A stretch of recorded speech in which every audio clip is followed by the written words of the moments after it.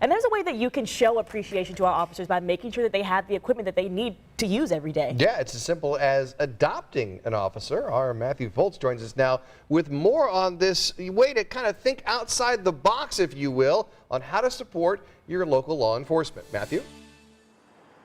Yeah, Carlos, Julia, it's definitely thinking outside the box, and it's pretty simple. You can pretty much sponsor any officer right here within Central Indiana, and leaders with the Central Indiana Police Foundation say you can sponsor any officer. In fact, if you're generous and your pockets are big enough, you can sponsor an entire department, and they have a goal to help sponsor at least 5,000 officers.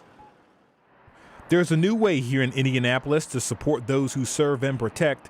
It's called Sponsor an Officer through the Central Indiana Police Foundation. Maybe you know an officer that you think is a good guy or a woman, and they do great work, and you want to thank them for what they do. Lisa Rollings is with the foundation and says anyone can sponsor any Central Indiana officer with a minimum of $100. With that $100, they would get a note and a coin, and then we would take $25 to use towards our operation expenses, and then use $50 to invest in making sure that we are here for years to come and can support our officers. That $25 would go toward funding programs such as training for officers, as well as K-9 officers, community police relations, and helping families of officers injured or killed in the line of duty. We come alongside that family and try to provide resources, collect funds, and set up, for example, a trust fund for the children. With the community's help allows us to do a better job in policing and serving the community.